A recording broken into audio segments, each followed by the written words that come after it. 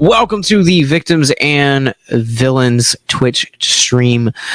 Victims and Villains is a nonprofit dedicated to educating and engaging individuals on mental health awareness and suicide prevention through pop culture. And if you grew up in the 80s, what is more pop culture than Tammy-Faye? Well, there's probably a lot of things that we could say there, but I am joined by film journalist and probably one of the smartest guys that I know when it comes to film and kind of how it operates, Mr. Ryan Thierry. What's going on? Thank you so much for having me on the show. It's been a while. Last time we sat down to talk about a film was The Addams Family, and I've just poured over, not just in preparation for today, but just ever since I saw the film, just pouring over all kinds of interviews and videos, and I watched the documentary that it's based on, and was like, wow, so much of what's in the film was lifted directly from the documentary, which certainly adds to its authenticity. And so, yeah, I've been, you're very kind film journalist. I consider myself more of a professor since I kind of pick and choose what I cover. But I appreciate it. All the same. I've taught film, screenwriting, and screenwriting, American cinema, world cinema at the University of Tampa. This is my 6th year, so I'm very excited to get paid to talk about film. So it really is great, and I like to think that my students have a thoroughly enjoyable experience because I'm the professor that doesn't, I don't pick just the go-to films that you typically associate with a film studies class. So I try to be very creative at picking films that, whether or not they're the typical film that you would find in a classroom, that best illustrate the point. For example, in my American cinema class just this past Friday, we screened PTA's Boogie Nights because I love the way PTA I love the camera work, because that was our topic, was mise-en-scene camera, and there's just brilliant use of camera all throughout the film, poetic both at the beginning and at the end.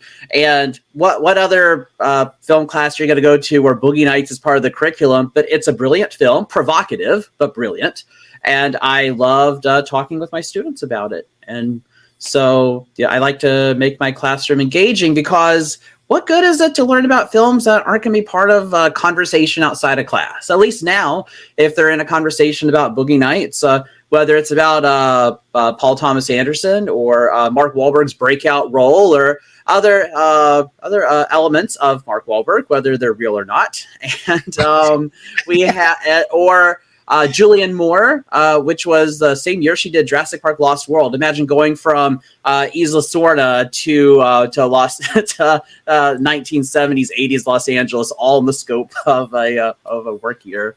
But yeah, I mostly concentrate in horror, but occasionally there is a film like the one we're talking about today, which just grabs my attention and just holds me captive because I can't stop thinking about it. I have the soundtrack on repeat on Spotify, and it's there's just everything about it just works, and it's got Oscar written all over it. Yet it's not a Oscar pandering film like we typically get when it comes to biographical dramas, and so I'm just excited to talk about it today. Yeah, I think that's one of the reasons I like interacting with you on Twitter, is because I know you're mostly a horror guy. And so originally, this is our 400th episode. Originally, the idea and the game plan was that we were going to cover Dear Evan Hansen because of its mental health themes. And I think you and me kind of landed on the same wavelength for Evan Hansen. It has possibly good ideas, not the best execution. Well, you know the secret? I didn't see it. My friend in Germany, he watched it for me because I didn't want to watch it, and so I had the press screener for it. And he's occasionally reviewed films for my blog before, and so I said, "Hey, could you mind doing this? Because I really need to have it reviewed. I don't have any interest in it whatsoever. And so he took a bullet for me, no pun intended, and he watched the film and reviewed it for me. But the trade-off is he's reviewing Dune for me because it's already in Germany, so I can be ahead of the game. Oh. And so he's already seen Dune, and he's going to watch it again and then write the review. So that's the trade-off. So you just painstakingly went through Dear Evan Hansen for me, but your reward is you get to review Dune. Nice. Yeah. So Dear Evan Hansen, our review is up on our YouTube channel. I was a little bit let down by it, especially how it handles some of its mental health themes. And, but you were kind of the one that, you posted your review for Tammy-Faye, and I read it and I was like, man, like I'm so pumped on this. Like, this was already one of my most anticipated movies. I hadn't seen any trailers. It was just the poster of her kind of doing like the whole like finger thing. I was like, I don't know what this is. This cast? Yeah, the poster. Let's talk about the poster for a minute. So I know we're not here to talk, graphic design. I'm not a graphic designer, even though I do a lot of graphic design. I don't think I'm. I'd rather call an actual graphic designer a graphic designer. So I'm not going to pretend I'm incredibly qualified to analyze a poster. However, I don't feel because a poster is oftentimes the first things you see, especially if you avoid trailers like I do. Sometimes I catch a trailer because it plays as a pre-roll ad, or it's just at the movies and I happen to be there at trailers. I don't seek them out. And so I don't run and hide from them. Although I've known some people that will do that in the theater. I'm like, okay, that's a little extreme. That's me. So, but I just don't think, and neither does the other one. There's that alternative poster with Tammy-Faye, just kind of at an altar of sorts or something. And like, yeah, it's weird. That reminds me of like the Mel Brooks musical adaptation of the movie, like, or something right out of Monty Python. That's what, like, Life of Brian. That's what it reminds me of. And so I don't particularly care for the poster because it doesn't even really highlight her eyes. That's the whole title of the film. And so I think something more along the lines of like that opening, the cold open with her in the makeup chair. And I think something taken from that may have been better, or like the disco scene. It's so much fun, and I think that just captures her kind of punk rock, alt punk pop, within televangelism, whole just larger than life personality. But yeah, I'm not. I don't think the poster does a good job of selling the film. Honestly, so like the poster, like it sold me on it. Like I hadn't seen anything. Okay, it really did. Like I don't know. I see your point, and I 100% agree. I think that the after seeing it, like the advertising as far as like visual effects go, like they just don't really work. I think the latter poster where it's kind of like her at the altar and it kind of feels like that, like larger than life, I feel like that does a better job at kind of showcasing the film, because you do kind of get that religious feel. You do kind of get that larger than life just feel that Tammy-Faye was. And that's kind of one of the things that we'll talk about here, just kind of how she was larger than life. But I don't know, like this was kind of a movie that I was really anticipating. It had been a long time since I'd seen Andrew-Garfield do really anything good. Jessica Chastain, in my opinion, I've never seen do a bad role. And I really, really wanted then the whole story of Tammy-Faye and Jim Bakker just really is one of those things like you talk about how you've been like so fixated on the movie ever since you've seen it, and that's how like I was for a while about their specific story and televangelism. It's their story is wild and interesting, but you were actually the person that convinced me this should be a 400th episode. So what better way? So maybe we could call it the 400 Club. I love that. Somebody else writes my material. Well, I want to just kind of go in and get into it. I know that you've professed this all over your Twitter that this is quickly becoming your movie of the year. This right now sits at, I want to say, my number 8 spot for the year as far as best movies, and I think that it's not going anywhere. This movie from start to finish, right from the get-go, in the makeup chair, like you had just mentioned, it draws you in right away, and I think so much of that is because of Jessica Chastain. Like, Jessica Chastain is a transformative performance as Tammy-Faye. Like, it's kind of haunting to see the end credits at the end, where you kind of get to see actual like news footage of Tammy-Faye, and she disappears behind the makeup completely. Yeah. Like, and it's all incredibly genuine. Like, there's not one moment it feels inauthentic. Unless you're completely unfamiliar with Tammy-Faye, then perhaps at the beginning you're like, whoa, this is kind of campy. It's way over the top, until you realize, oh, wait, she was like the definition of camp. Hence why she became very early on, actually, a gay icon. And so she is the definition of camp. Some consider her the very first drag queen. And so she is larger than life. And so everything is very exaggerated. So that it is an extremely authentic performance. And it sold me on it. But when I would go back and watch videos, I'm like, whoa, it's uncanny. I imagine that I would liken this to Mommy Dearest in this respect. I know when I've lectured on Mommy Dearest, when I talk about camp, I actually show Elvira, Mistress of the Dark, as my camp film. So that's so I absolutely love introducing my students to Elvira. But when I talk about camp films, I do talk about Mommy Dearest. I also use Mommy Dearest, the whole opening, talking about mise-en-scene off-screen space, because you never see Faye Dunaway's face. You see her hands and arms, and she's washing herself up. So we learn a lot about Joan Crawford just from that open with no dialogue at all. Norma Desmond would love it. We didn't need dialogue. We had faces. Well, you didn't even have a face in this one, but you did have a body. But on the set of Mommy Dearest, those that had worked with Joan Crawford in the past, when Faye Dunaway walked onto the set, they were dumbfounded, because they just like swore up and down it was like seeing Joan Crawford there on the soundstage, because some of the same people who worked with Joan Crawford also worked on Mommy Dearest. And I imagine that if there were any individuals that were working on this film that had also worked with Tammy-Faye in the 70s and 80s, I don't think it's so far to speculate that they perhaps also thought the same thing. Where it's just like, it is like seeing Tammy-Faye there live and in person.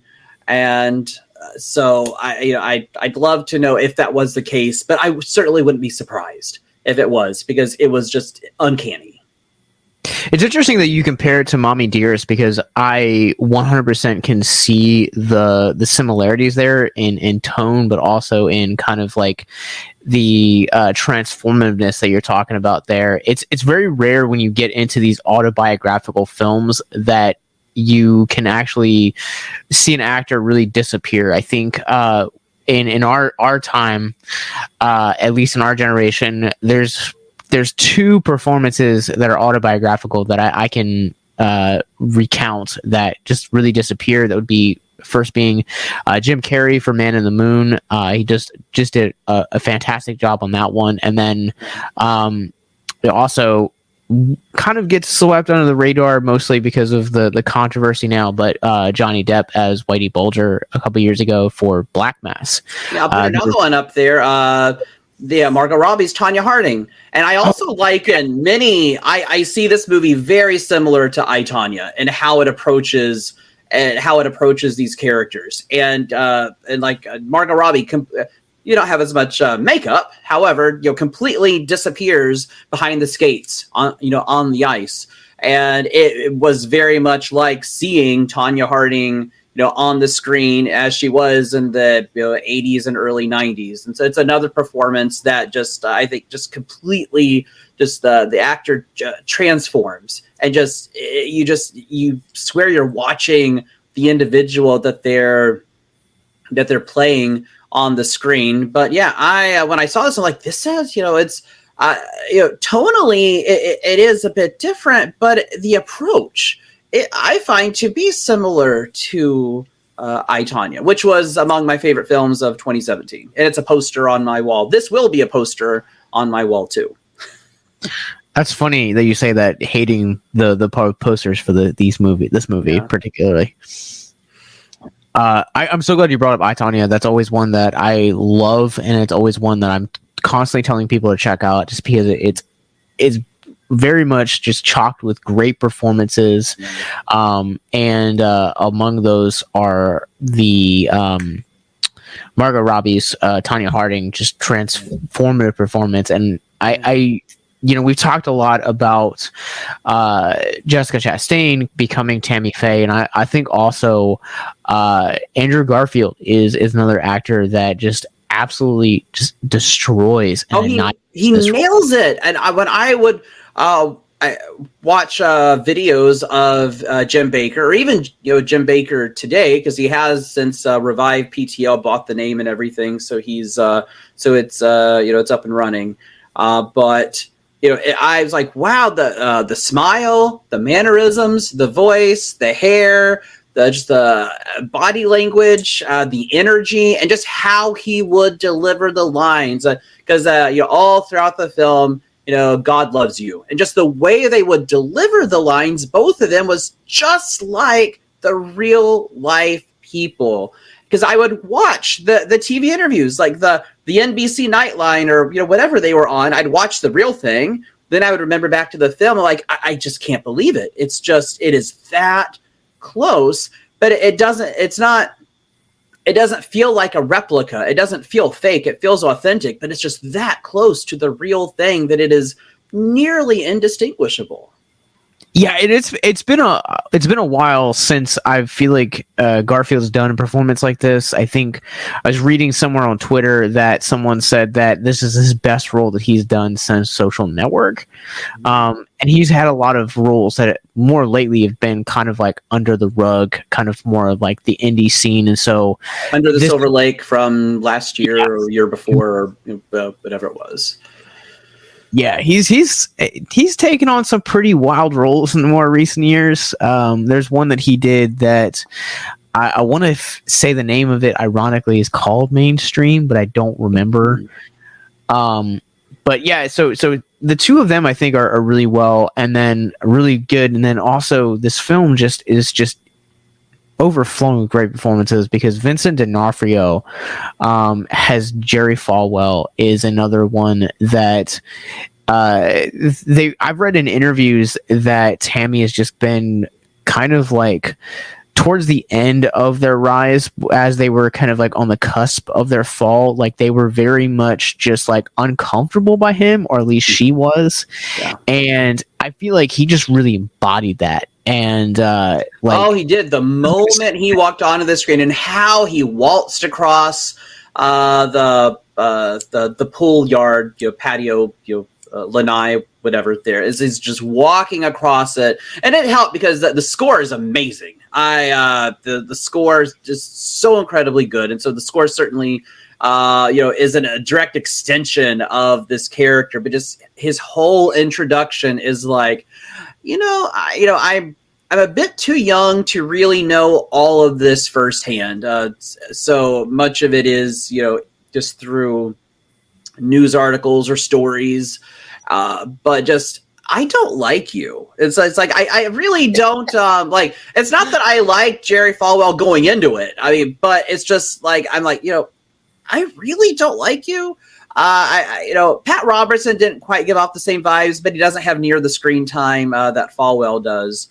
But it was just like, I don't like you. And it just, we can talk about more about his role later, but yeah, just the introduction.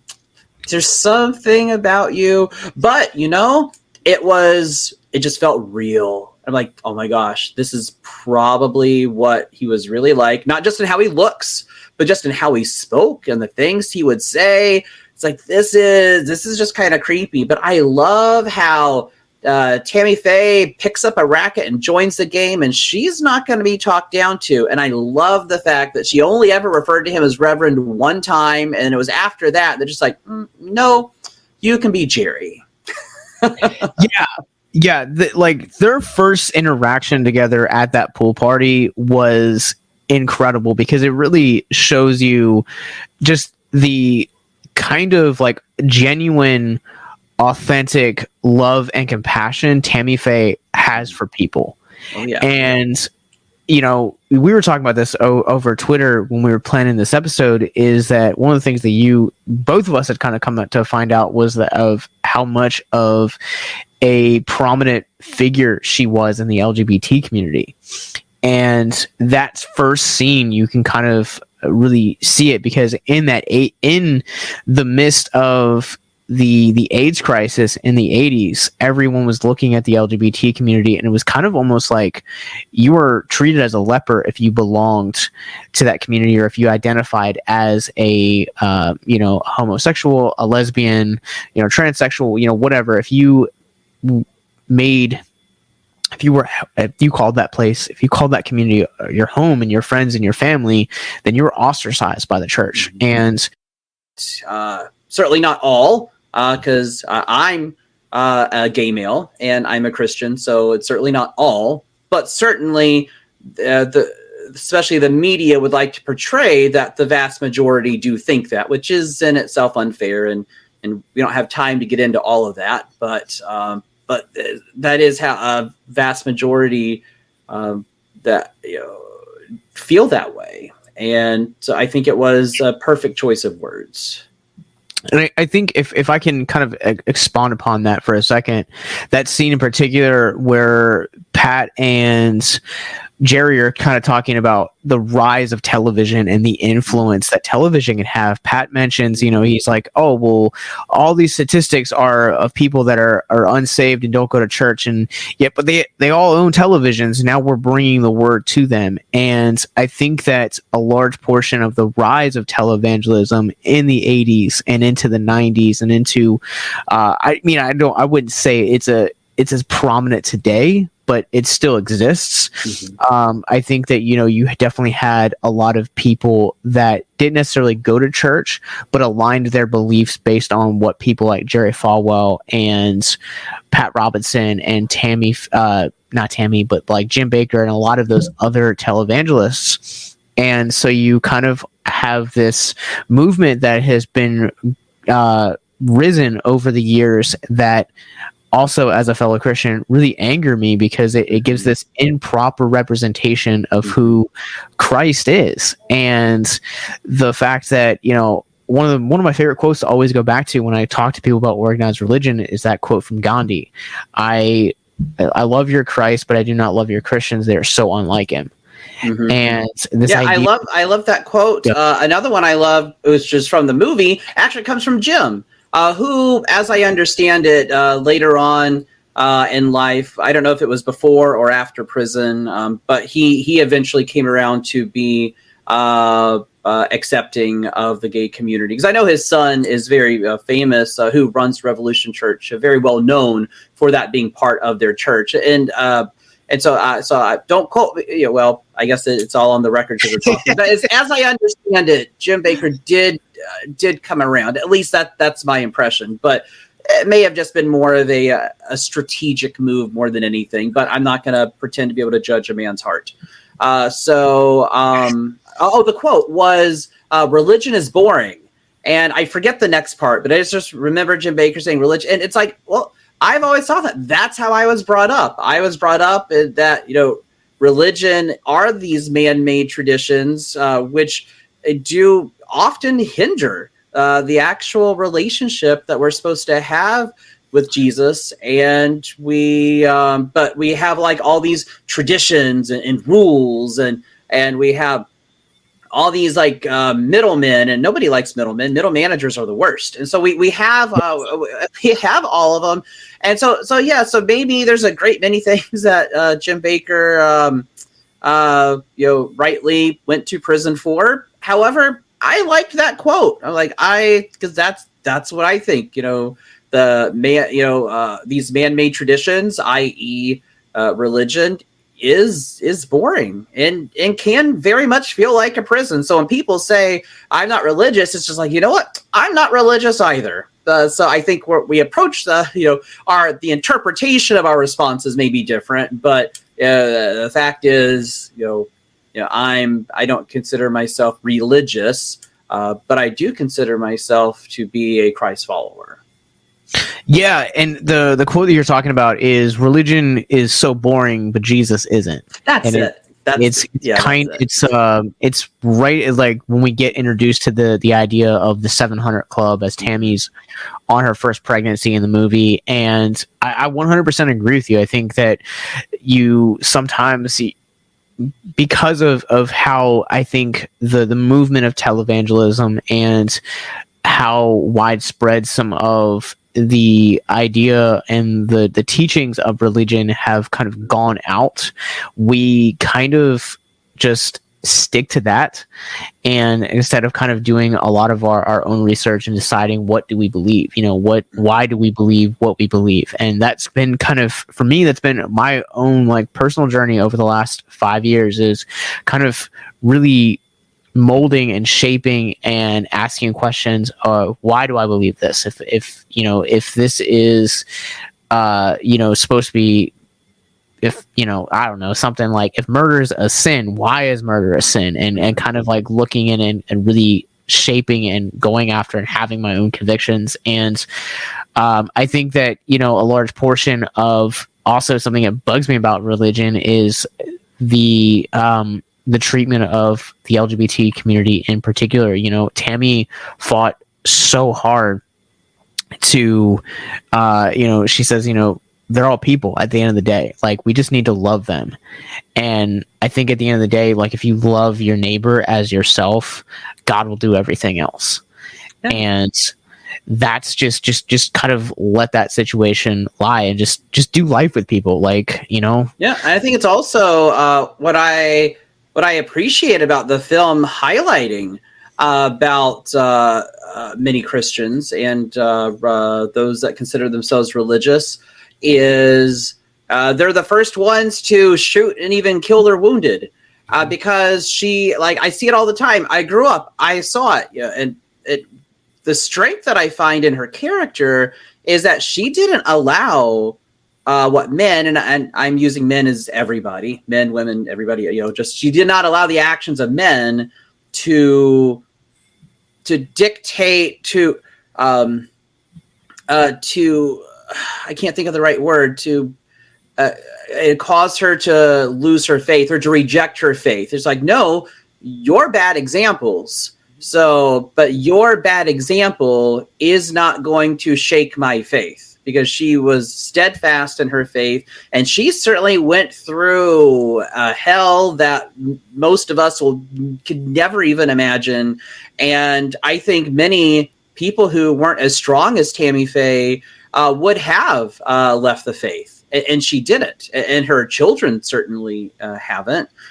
So it's, I think it's a real testament to strength, to resilience. And I think that's one reason, outside of the makeup, one reason why she did become a gay icon, because oftentimes, and I'm just going to speak from a gay male perspective, oftentimes gay men do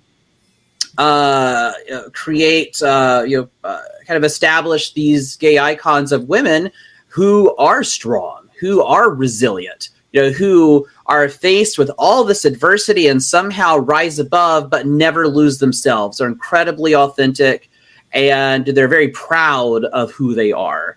And I think that's just among some of the reasons. And she was the embodiment of strength, a flawed person, but you know what? We're all flawed. And I like how the film didn't shy away from that. We don't see a perfect person. We say a flawed person like anybody else is, but you can see the intent of her heart. And the intent of her heart, and it's, in the film, it's just a heart of gold, a heart for people, a heart for God. And it's echoed in all the real interviews, all the real video footage. So it's not made for the film. This is who she was. I 100% agree with you, and I think too we see that very early on in the film. For those that know anything about the real life Tammy Faye story, is that she at 14 was filled with the Holy Spirit, and that was kind of the start of her ministry. And I think one of the things that I really enjoyed this film starting off is the fact that you know, I think well, let me ask you a question. As a gay man, did you ever feel like a sense of rejection around certain people groups? Sure. I mean, I was the volunteer video director at a very large church here in Tampa. I'm not gonna name disparage, but a very large church. It's huge. A lot of different campuses. And I was volunteered, mind you, volunteer. Now here I am. I'm a highly qualified, educated person who's taking time out of my schedule to volunteer for something that I could very well get paid for. So I'm just framing it. And I love volunteering, advocate volunteering. I volunteer at a history museum. I love volunteering. So please, if you're not a volunteer somewhere, please go out and volunteer somewhere. So but then the church was interested in bringing me on staff, just part-time. And on the application, one of the questions had to do with homosexuality. And I called the worship director, or whatever her title was, and I said, "Hey, I can't answer this question. I mean, it's like I can't remember what I said. It's like, I can't answer this question, or I'm not going to answer the question in the way that you want me to answer the question." It was something to that effect. And so I didn't turn in the application, but of course word gets around to their lead pastors, and I volunteered one more Sunday. So I kind of felt like Jim-and-tammy-faye, and that they got that one more broadcast there on the gazebo, which in the movie I think they show as the house, which is no longer there in Tega, South Carolina. But I think from the interviews I've read, that all actually went down at their house in Palm Springs. I mean, it doesn't really matter. Yeah, but they asked me to no longer volunteer. Oh, they told me I could keep attending, but I wasn't allowed to volunteer. And, if they had told me that they couldn't pay me to do the job, even though I still think that's a little sus and, grossly unfair and just unkind, I'd be willing to okay, so don't pay me to do it. But I wasn't even allowed to volunteer. So I've certainly encountered that. I've since been part of I since went back to the church that I was a part of before I went there to do my volunteering. And then I went back, and I'm very happy attending where I do now. But there's even folks back home when I go home, that it's, I'm disappointed in some attitudes. I love people though. So I don't allow that I don't allow it to come between me and having a relationship with people. I'd like to say that I'm as graded as Tammy Faye. I'm certainly not. There's only probably ever be one Tammy Faye. Probably the closest person to Tammy Faye would be Dolly Parton, but everybody knows she's a living saint. But yes, so I've had all kinds of reasons. And yet, I've remained steadfast because I know what's true. And I'm not going to allow the actions of people to dictate to me what I'm supposed to believe and feel. Same thing within the gay community when it's unpopular, oftentimes to be a Christian. And it's just like, nope, I'm not going to. My politics, my faith, my worldview is in no way shaped by my sexuality. My sexuality is just that. It does not frame anything else about me. My heart is what defines everything else about me, not anything else. So it can be where you kind of don't feel like you fit in anywhere. And I think in some respects, Tammy Faye probably felt like that. Didn't really fit in anywhere, not so much while during the height of the BTL club. She knew exactly where she needed to be, but afterwards, where Christian stations and networks didn't want her. We see in the interview with the executive from USA didn't really have anything for her, which is like that out of the documentary. It's almost identical. And the documentary goes further because he actually contacts Lifetime, which is a couple of floors down where he is, and Lifetime doesn't return his calls either. So here she is, kind of feels like she doesn't belong anywhere, but yet she never loses her faith. And I admire that so much about her. And I think she's one of the best examples of what it means to be a Christian that we've ever had. Again, Dolly Parton as well. But Jessica Chastain, I think she realized that. Like, she realized Tammy-Faye's heart because she got turned on to the film because of the documentary. She saw the documentary during one of the press tours of Zero Dark 30. So that's how long this has been cooking. She saw the documentary, narrated by RuPaul, by the way. And then she knew instantly that she wanted to turn it into a feature-length film. And it is, I think she realized she understood Tammy-Faye's heart, who she was, and she did everything that she could, along with a team of all the brilliant makeup artists and set designers. Like, she made sure to recreate Tammy-Faye's world, and she was going to bring her back to life. But I know you were going to jump in there when I said RuPaul, so I'll go back to that. I'm still so jealous that you've seen this documentary. I ran out of time to do so, but the reason I brought up rejection is because a lot of the friends that I also have in the LGBT community have also really talked about that sense of just not feeling like they belong in around certain people groups. And I think that we see that explored in Tammy-Faye's character throughout the film, where as a young child she is a constant reminder to the church that her mother goes to that she's a child of divorce, which is looked down upon. It's even talked about in one scene where she potentially could be like excommunicated from this church, and like her mother didn't want that. Like when the films kind of starts to get early into the dating aspect of Jim and Tammy. Oh, love those. Are some of my favorite scenes. Those are just I'm sorry, I don't mean to cut you off, but those scenes just, they make me laugh. But just because of how human those scenes are. And they're the film constantly is not a tabloid. It's by no means candy coating anything, from what I've been able to read, which is, not a lot. But in the comparative analyses that I've done over the last couple of weeks, the film's not candy coating anything. But it's not a tabloid. It's very candid. And in that, we have this portrait of what it means to be human. And I love how human both of them are. Especially there in the beginning, the bathtub scene, I just laughed so hard. It was so good, because that just feels just like what adolescents would do. And so I really like that, because it's like these are real people.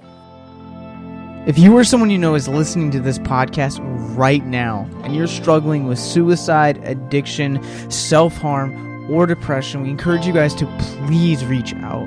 This is the heartbeat of why we do what we do. Suicide is currently the 10th leading cause of death in the United States, and as of this recording, there are 132 suicides that take place each and every day on American soil. And when you scale back internationally, there are 800,000 successful suicides. That is one death roughly every 40 seconds. So if you or someone you know is struggling, you guys can go to victimsandvillains.net/hope. That resource is going to be right in the description wherever you guys are currently listening or streaming this. There you'll find resources that include the National Suicide Lifeline, which is 1-800-273-8255. You can also text HELP to 741-741. We also have a plethora of other resources, including churches, getting connected with counselors, LGBT resources like the Trevor Project, and also Veteran Hotline as well. Please, if you hear nothing else in the show, understand that you listening to this right now, have value and worth. We get it. Suicide, depression, mental health, these are hard topics, and the stigma around them doesn't make it any easier. But please consider the resources right in the descriptions below, wherever you guys are listening, because once again, you have value and you have worth. So please stay with us.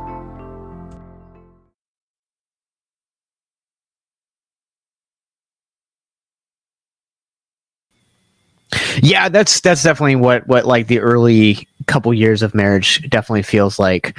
I wouldn't know. I go on like a single date once a year, maybe once every 2 years. So the reason I bring it up is because any takers out there, just you can slide in my DMs. We'll put it. I'll get you at the end, and you guys can make it happen. But the scene in particular where Jim is preaching and Tammy-Faye is kind of like, really getting into it in the church, and she gets constantly looked down upon. And there's a couple scenes because of her makeup or her choice of, she's called a harlot, and I'm looking at her makeup and I'm like, I mean, I can see she has makeup on. I think at this point she is wearing the fake eyelashes, which she's famous for, but it's like, I don't know. I mean, I would never call somebody a harlot, but if I was to imagine what the makeup on this caricature of a harlot would be, it's in no way remotely close to the makeup that Tammy-Faye was wearing. Oh, real quick though, this is the one scene that I do take a little bit of an issue. It doesn't do anything to disparage the film. However, and maybe this is how it really went down, but I do feel that the Beatitudes are getting a little misquoted by both parties in the discussion, because the verse is, "Blessed are the poor in spirit." It has nothing to do with money whatsoever. What the verse actually says in the Greek is, "Blessed are those who recognize that they are spiritually bankrupt." That's what it means. It has nothing to do with money at all. And so often people are like, "Blessed are the poor." It's like, no, "Blessed are the poor in spirit" has nothing to do with money. But anyway, that was the one thing I was like, because that's a verse that so often gets misquoted. I wish we had quoted it correctly in here. But of course, Jim goes off on, God doesn't want us to be poor. And it's not untrue. Some of the greatest leaders in the Bible are very wealthy. Solomon, incredibly wealthy. King David, incredibly wealthy. Abraham, father of many nations and religions, incredibly wealthy. So Jim's his interpretation isn't wrong. It's just not complete. Yeah, and it's specifically talking about the Beatitudes. A lot of what Jesus would go on and say in the very next verse is he's taking an analysis of the oral traditions. You've heard it said, eye for an eye and a tooth for a tooth, but I tell you to love your neighbor and pray for those who persecute you. It's like a domino effect. They all play into one another, culminating in the end. You can't, it starts with that one and then goes through, and the 8, 10, I should know the number, but whatever, it goes all the way through them. And so they're not independent of one another. They lead into one another. Yeah. And the thing that you're kind of learning, because this in context with scripture, it takes place very early in Jesus's ministry. And so he's kind of giving this almost countercultural approach that, the world is going to tell you one thing, but I'm going to tell you another thing. But what it boils down to is it's the heart behind. It's the heart. Yes, exactly.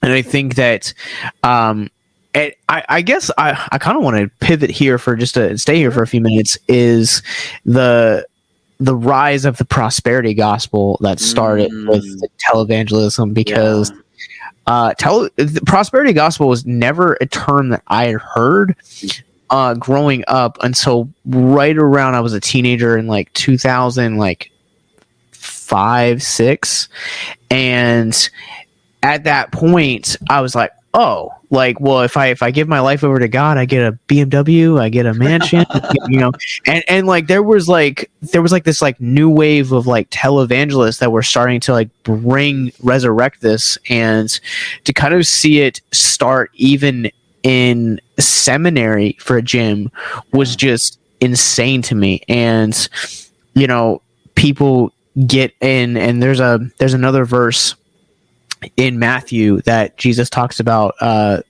two gates. There's a gate that many will find, and the road is broad, but he says that the narrow road, the one that Christians are called to walk, are going to be hard, and it's going to be full of challenges. Boy, and life is full of challenges. Yeah, in the prosperity gospel, like there's, I think to an extent, like you were saying, like God wants us to be rich, and I just don't think it's in the way that we kind of understand wealth by worldly standards. No, it doesn't. But it's still well, we have a chance to kind of clear it up today for anybody who's listening. So now you know what it's actually saying has nothing to do with money at all. So yeah, it's crazy to me just how much he fixated on that. Like that became like his driving force, and very much so from the very beginning. And we whether we're talking the real story or the plot of the film, which are very close to one another, I'm sure the film had to exaggerate some things for dramatic effect, but it's a film, so I expect it to do that. But all the things that matter seem to be very, very accurate, including the car at the beginning. And so I think we plant the seed for the financial improprieties later, because even though we're not given a lot of details, what I infer from the scene at the hotel before they meet the gentleman that works at Pat Robertson's CVN is that he was perhaps taking that money for the car payment and using it for something else. As to what the something else is, we don't know, but it wasn't going to the bank. And so I think we sowed the seeds for that. But I think it also sowed seeds that show that he's not, at least in the beginning, not intentionally a crook. I mean, certainly fell into it and did not appear to do anything to correct it. So, later on, you're consciously making decisions to keep doing this. But in the beginning, it doesn't appear as though it's like, I am a crook. I am not a crook.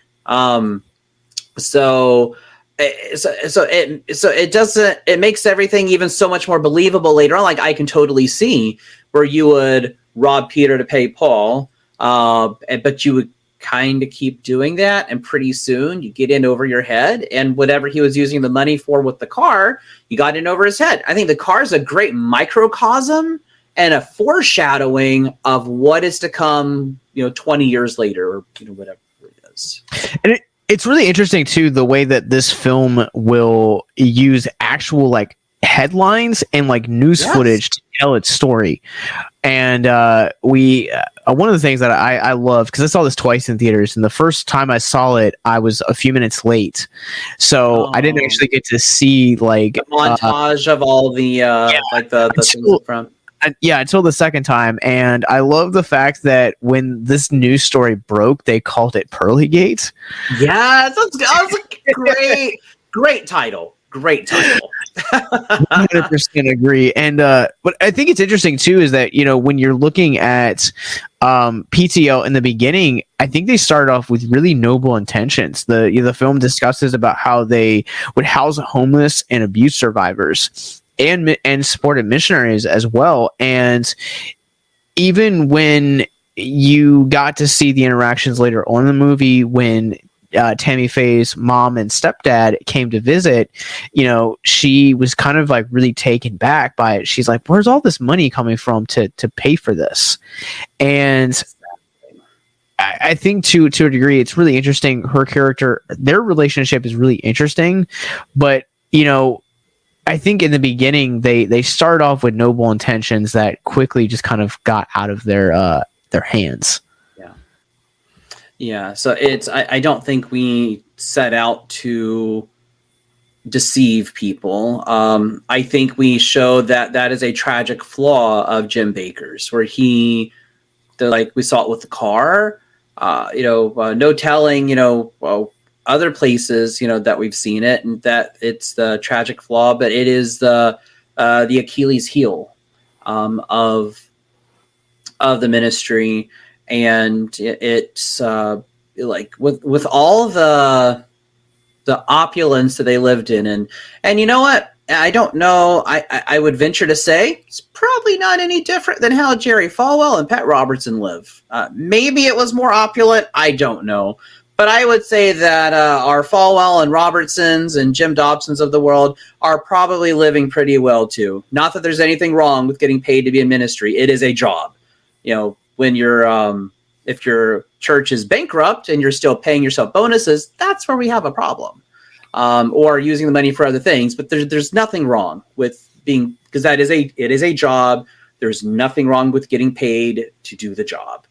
But I think it was an accumulation, needing more and more and more. And what's funny is Tammy Faye grew up poor. And yes, she did enjoy. She's very, very famous for being, just dripping in jewelry and the clothes, and she loved all those things. But I get my interpretation from the real Tammy Faye that I see in the videos on YouTube and in the interviews, and Jessica Chastain's brilliant portrayal of Tammy Faye, is that Tammy Faye wasn't defined by these things, except for maybe the eye makeup. That is her thing. But otherwise, it's not. She liked those things, but I never got the feeling that she obsessed about them. She loved giving stuff to people. She loved the houses they were building for people. She just loved, what she was able to do. And yes, there was this, I don't think anybody needs, gold-plated, faucet fixtures, especially if where you're living is considered a parsonage. I mean, that is kind of, I think that is problematic. Well, I don't think it's problematic. That is problematic. But that's not who she was. She loved those things. Now, to the world, they associate her with all these things, but that's not where her heart was. Her heart really was a life, as she was in the film, talking about the house that they built for Kevin, the single moms, and wow, they're doing all the work that the church is called to do. Now, not called to swindle people, but they are called to provide, and they really were. But people are flawed, and people do make mistakes. But there was still a lot of good that was done, and I don't know where his heart was in everything. I have a feeling that his heart was probably not often in the right place, but from everything I've read, I have a feeling that her heart was always in the right place. And, kind of like, how Tanya Harding's portrayed in I, Tanya, she may or may not have known about the incident. I think there's a lot of evidence to suggest here that she was, probably not aware of what was really going on, because if she was, I'm sure she would have been charged with crimes. And she was never charged, much less convicted of anything. So legally, there was no responsibility. And so her actions don't seem to suggest that, that she was, actively, acutely aware of what was going on. It could have been an intentional naivete, perhaps. But I do think naivete does play into it. Yeah, we've been talking about that on and off on Twitter since viewings have happened, and I guess I'm going to preface one thing real quick in saying this is that I, as a Christian, don't necessarily have any ill feelings towards the church as a whole, just how some things are done. That said, I'm going to I think one of the things that Tammy Faye, I think, really revolutionized, and I wish that this was still around today is the fact that she was willing to have legitimate conversations. The PTL, the way that the film portrays it, at least, PTL for Jim was a means to make money. It was a means to fundraise, and it was a means to do pledge drives. Whereas for her, it was this: we're going to have real conversations. And famously, penis pumps. Like, where else? Where else are you gonna like on what show? Even a quote. I don't like the term secular and holy. I really despise those terms. But for conversation's sake, even like secular programs, I think you're kind of hard pressed to find penis pumps. So she's like, and I'm like, and it's real. I saw the actual. It is a real thing. It's so like, where else? But she's right that she's trying to save marriages because I imagine, of course, I'm perpetually dateless, but I imagine that if you're lousy in bed, that there's always that it increases the likelihood that whomever you are with may have wandering eyes, because we're all human. That so she sees it as a legitimate problem that exists in marriages, and she's like, this is what she can do to help fix it.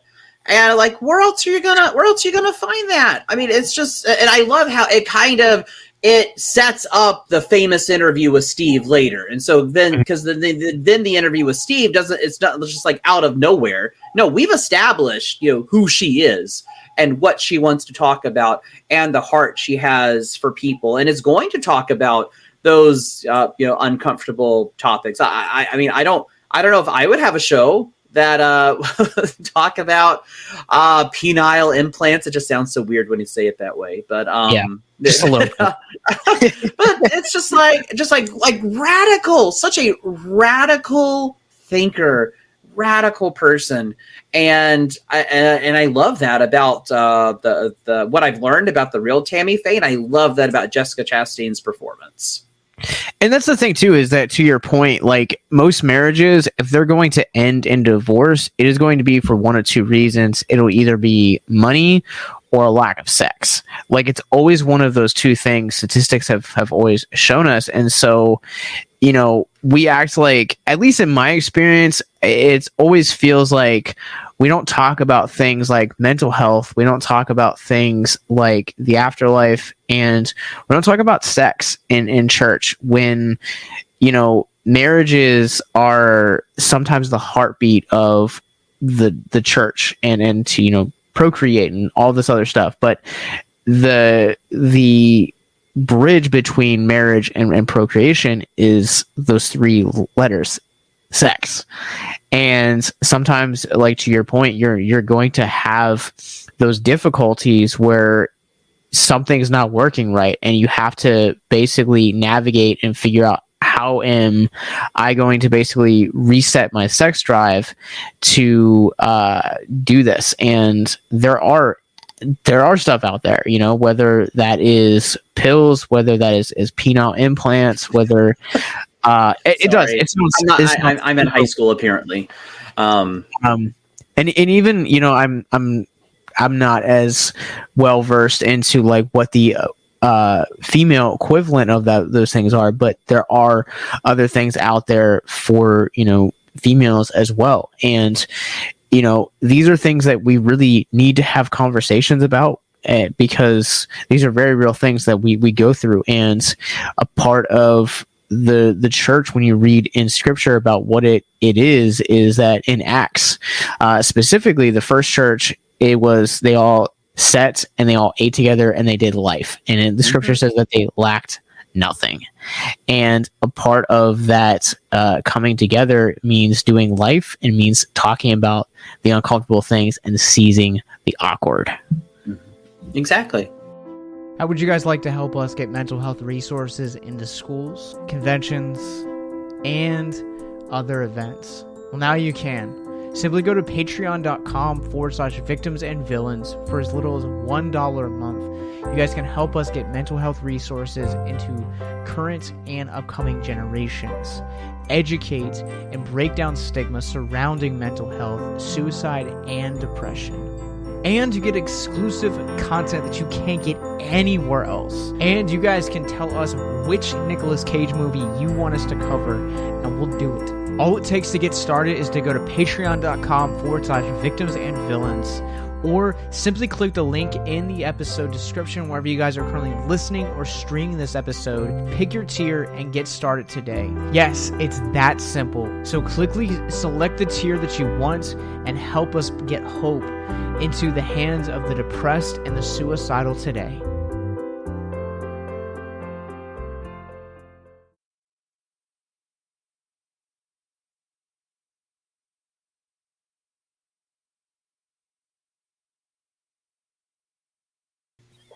So I would just love to get to a place where we can talk openly about sex and mental health. Jesus. Yeah, it's there's unfortunately seem to be too many through the advent of religion, so many taboo topics which are incredibly important to talk about that don't. And you know what? Tammy-Faye saw that, and she's and you know what? Her mom didn't. How she's portrayed in the film, great performance, by the way. Carol, I think her name's what is Carol? Carol Jones or Cheryl Jones? Cheryl Jones' performance reminds me a little of Allison Janney's Lavanya Harding in I, Tanya. Not too as extreme. She doesn't have as prominent a role as Allison Janney had in I, Tanya, but still kind of similar. Certainly, her mom has a lot more love. Now, the love may not always come across in the typical loving way, but you can tell that her mother really does love her. But she also was keenly aware, I think, of what was going on, because she did question a lot. And so I really like the character of the mom. Maybe not in the beginning. I didn't like her mom in the beginning. I'm like, you're stopping your daughter, you can't go to church. But come the end of the film, I understood the mother more, and Cheryl Jones gave a great, very understated performance of the mother. I think the mink coat scene is my favorite because you see her smile. You get that little bit of a smile there with the. Of course, somebody brings me a mink coat. I'm gonna smile. I don't even know if it's a thing anymore. Do you still buy mink coats? I don't even know if you go into Saks and they still have mink coats or at Nordstrom's. I think mink was just very much. I think it kind of went out with the 80s, 90s, and the shoulder pads, and so I don't think it's probably a thing anymore. But Cheryl Jones really enjoyed her performance as well. Yeah, she's a great through line for Tammy's character, yes, because there's a clearly almost like a generational divide on how they see things, and I think she kind of sees things in the real world, right? Cheryl Jones is actually going to the news and pulling out headlines and questioning the headlines. And here you have Tammy-Faye, and she's like, oh well, the secular press, they're always after us. It's kind of their view of spiritual warfare. Mm-hmm. But sometimes it's reality, and I think that to an extent, Tammy-Faye really had to kind of really go through the hell and back with her mom. It kind of almost felt because her mom, just kind of really wanted the best for her, and sometimes the best isn't exactly the best, and what is derived from your happiness, it aren't always the same.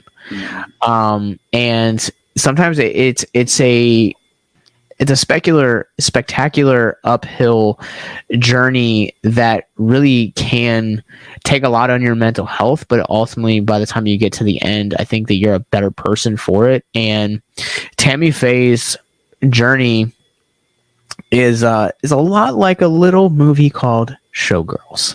I love Showgirls. It gets so much hate, but you know what? Showgirls did what Hustlers did way before Hustlers, and it did it better. And yet we're gonna just acclaim Hustlers as this great, provocative, groundbreaking film, and it's just like, but you hated Showgirls so much so that Elizabeth Berkley virtually had no career. But now it's okay. It's like, no, Showgirls just happened to be ahead of its time. But you're right. I love recommending Showgirls to people because it's worth revisiting, because it is not the worst film ever made, as many articles literally, cited it for a long time.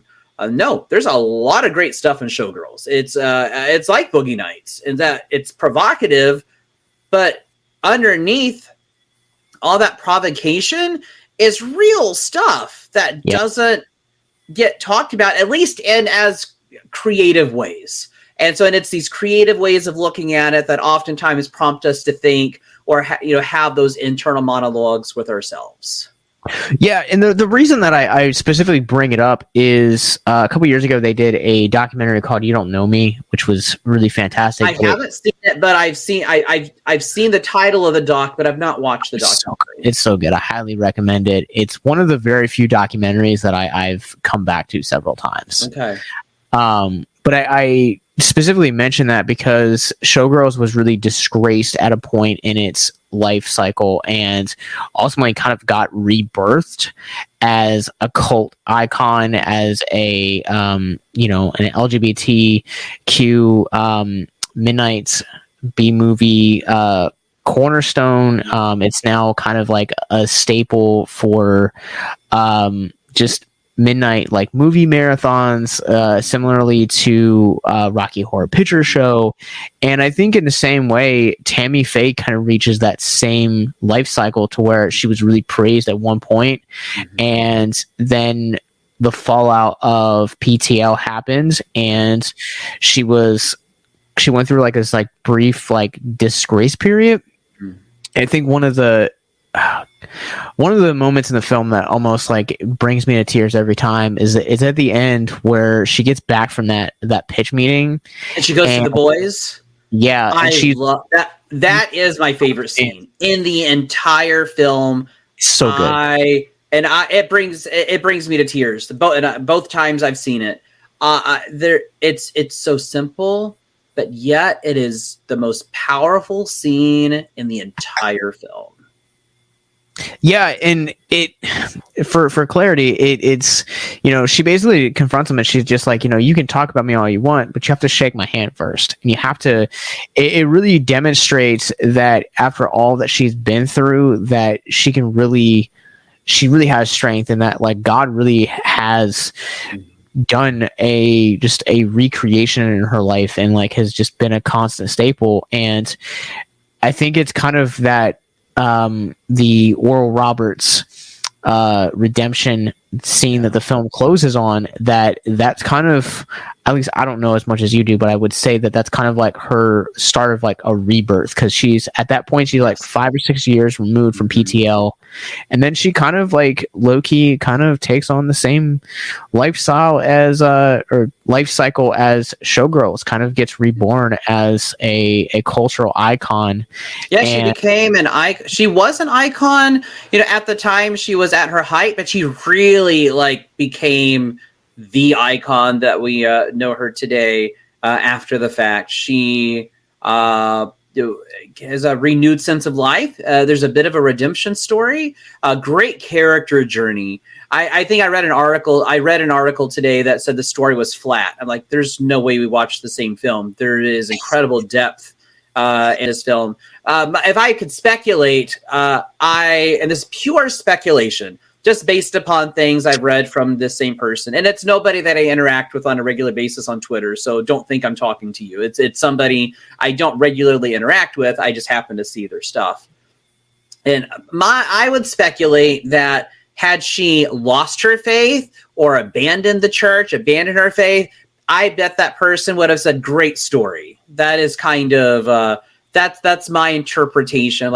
But because she remained steadfast and showed what it actually means to be a Christian. I don't think the person liked the story as much, because I think they were hoping that she was like, show the church for what it is and show Christians for what they are and show them to be the hypocrites, that I, feel they are. And so like, well, that's pure speculation though. But she remains steadfast. She goes through this great character journey, and so I love it. And it's just way over the top, just the choir and everything. And it's great because she's putting the same energy and the same effort, the same heart into that rather, just kind of low, just humble performance as she did in her time at the PTL Club. And I think that's what that choir behind her, the imaginary choir, shows, is that she in her mind, this isn't just a concert. It didn't really look like concert to me, but whatever. And so it wasn't just a concert at Oral Roberts University. She was putting the same heart into it. And how many of us could say that we would put the same heart after we were on top?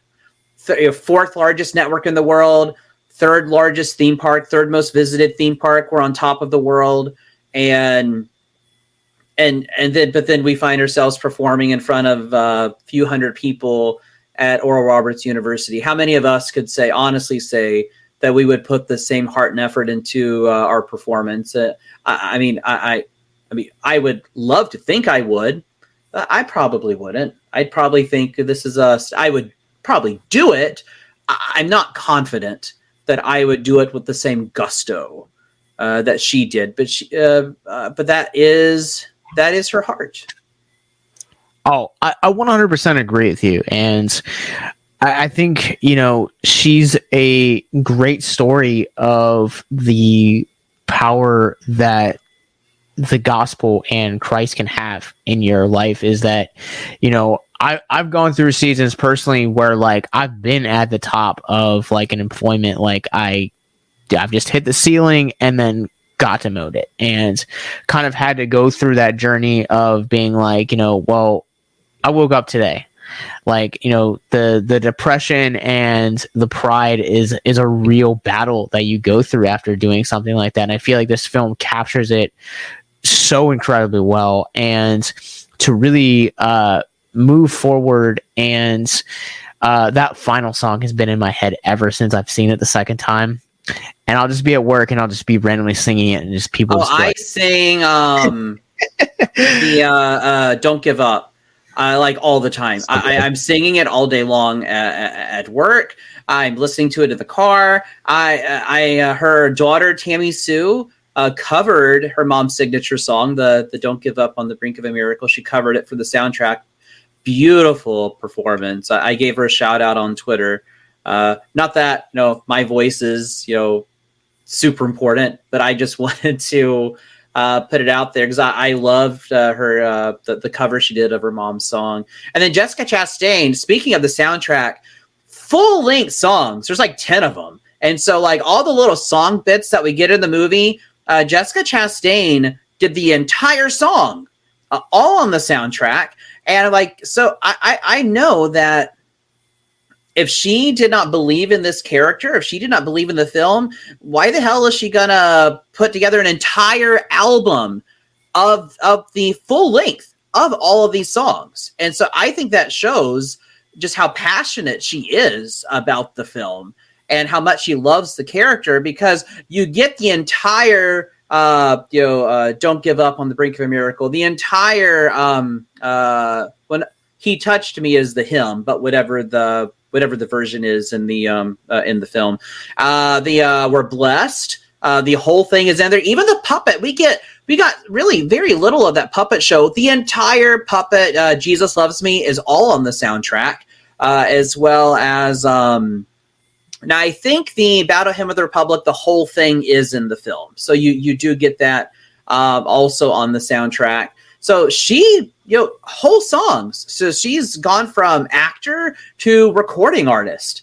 And to the best of my knowledge, she wasn't a recording artist before this, but it's got Grammy written all over the album. Like her voice, her performance, and everything just sounds so sincere.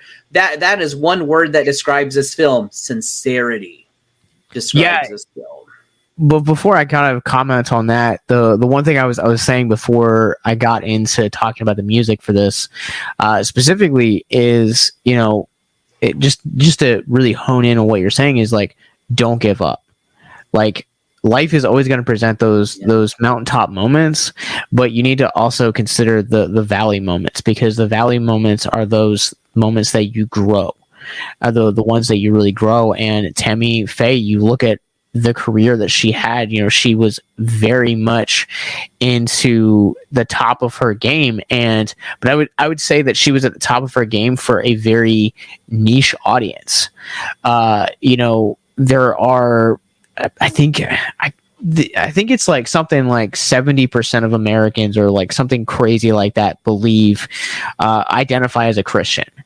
But, you know, that doesn't necessarily mean that they go to church. That doesn't necessarily mean that they read the Bible. You know, there's so many different, we all see Christianity differently. Mm-hmm. And, you know, so even at the height of her game in the 80s, that's not saying that, you know, she was this like icon that she was after the fact of everything. Like, yes, she was doing like CNN interviews and like ABC, and like, you know, they were in the news, but they were in the news for like the shady stuff they were doing, not necessarily the good work. And I think you really kind of like, once she was like really reborn, you have the Eyes-of-Tammy-Faye RuPaul documentary that came out in 2000. She did the Surreal Life in the early 2000s. She also co-hosted a talk show with an openly gay actor. His name escapes me at the moment, but she did that. She Roseanne had her talk shows. She was on the Roseanne show.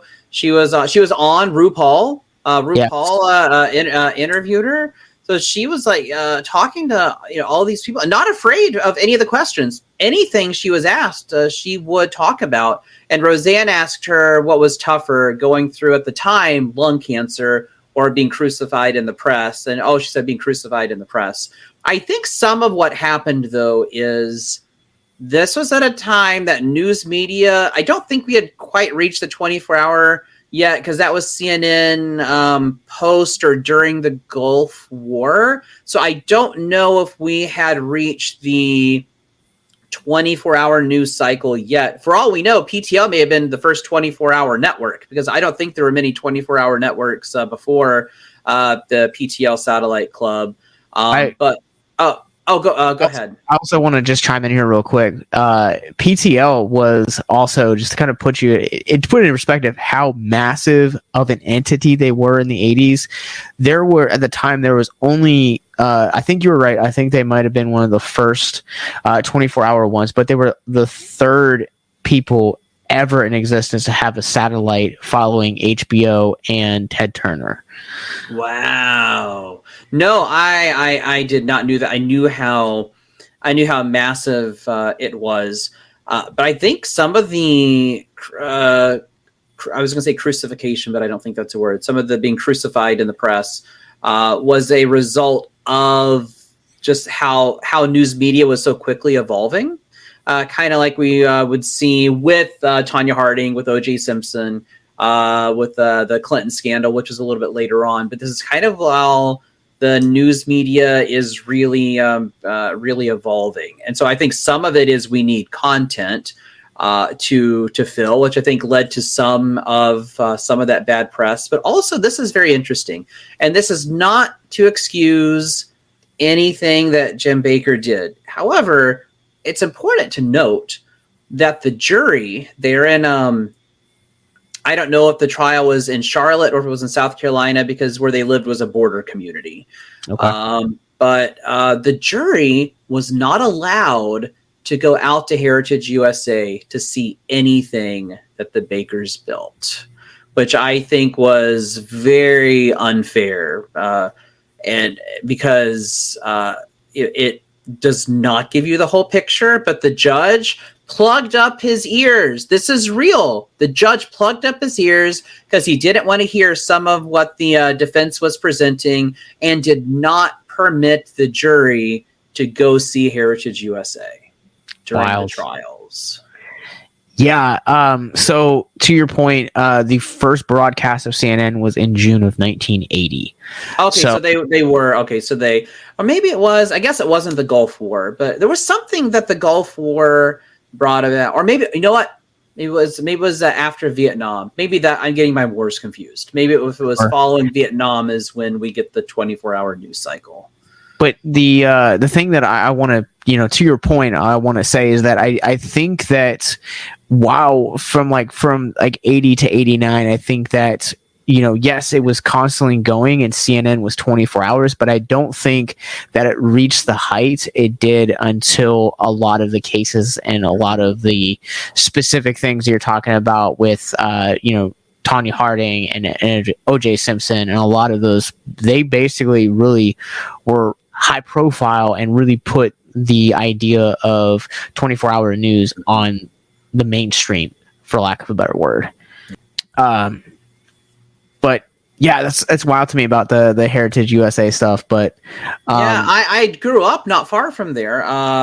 Maybe 2 hours. I didn't know it was a thing because it's just it. By the time I was old enough to have gone, it wasn't there anymore because I think it was 87, 88 when it closed. But I wish I had known as a kid that I could have gone there because then I could have seen the abandoned water park, the abandoned Main Street USA, and some of the buildings are still there. They've been repurposed for other things, but I love theme parks, so I would have enjoyed going to an abandoned theme park because they're always kind of creepy. But it was I wish something like that was. I wonder what it would be like if it was still around. But it was just a global. It was a global enterprise, and it ended in scandal. But along the way, I feel a lot of good was accomplished. Unfortunately, the scandal really tainted not just televangelists, but I think it just really tainted evangelists in general, the evangelical movement, certainly the moral majority. Not a fan of the moral majority, but it certainly did taint that. And so there was, and I think in some respects, there's never been a recovery because it was a global network that ended very quickly in scandal. And, it ended, I think, through the the method of a Christian mafia. That's exactly what I thought of Jerry Falwell. And I mentioned this in my review, a Christian mafia, because he's like the godfather of the moral majority. And whether it was because he didn't want the Bakkers backing Robertson in his presidential move, or he was jealous that they had 20 million viewers a day and he only had 6 million viewers a day, I think jealousy was a strong motive for a lot of what Jerry Falwell did. Now, granted, he's not the one that paid, Jessica Hahn to keep quiet about the affair. So it's not all Jerry Falwell. I do feel that he had no intention on helping. I think he wanted to close it down. And that just seems so evident in his deception there towards the end and in real life, looking at the Real News Conference. It's like, this guy totally had it in for them. And so I think much of what happened, I feel we can rightly attribute to the actions of Jerry Falwell. I was honestly waiting how long it was going to take you before you mentioned those two words of Christian mafia. It is, though. It's just like, come on, they're not walking around with Tommy guns and they're not cooking up pasta in the kitchen, but that's very much what it is. They're not the Corleone, they're a mirror of the Corleone family. That's how I interpret it. They're not killing, they're not taking people's lives. Although the Corleone family, within their kind of warped worldview, incredibly ethical people. But we're not taking people's lives, but we're ruining people's lives. We're ostensibly taking them out. So I think, I see what he was leading was not was this political arm that may as well have been called Christian Mafia.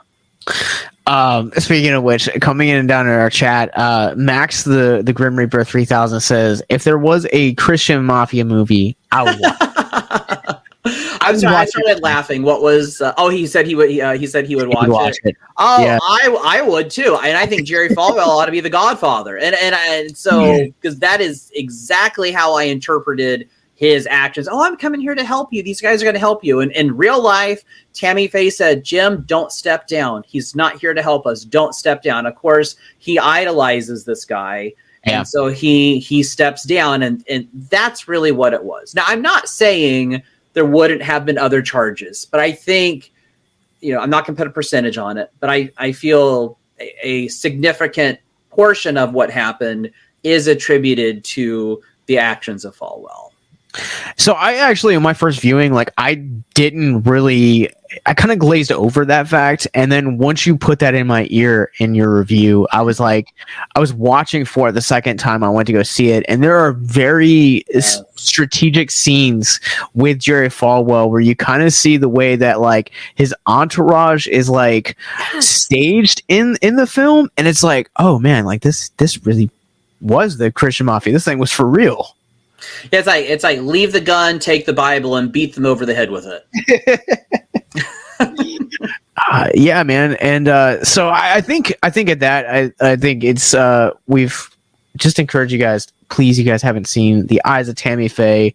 We haven't spoiled too much of it. I think it's history.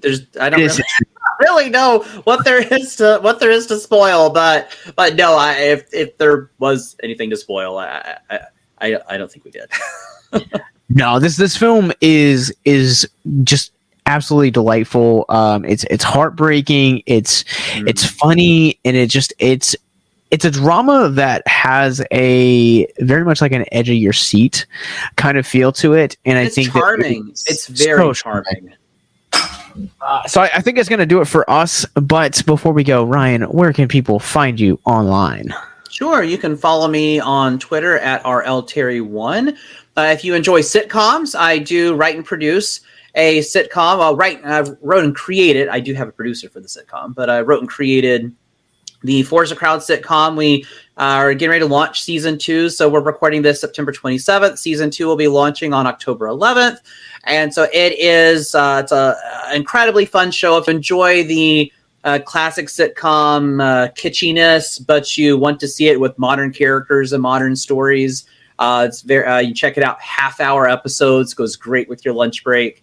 And so that's Forza Crowd. And it's on Twitter at Forza Crowd Pod and on some other things too. But on my feed, I typically talk more movies, mostly horror. But I've been talking a lot about The Eyes of Tammy-Faye because I just love it. I see it as I described it to JD over at In Session Film because Matt Neglia was very famous for just his love and adoration and just championing Promising Young Woman last year. And so I told JD, I said, I kind of think that The Eyes of Tammy-Faye is going to be it's got what Promising Young Woman was to Matt Neglia last year. Eyes of Tammy-Faye is going to be to me this year. So I can, that's how I described it. Yeah, if you guys are not watching this, but you guys are listening to this, I moved out of the way. I actually have the Promising Young Woman Sundance. There it is.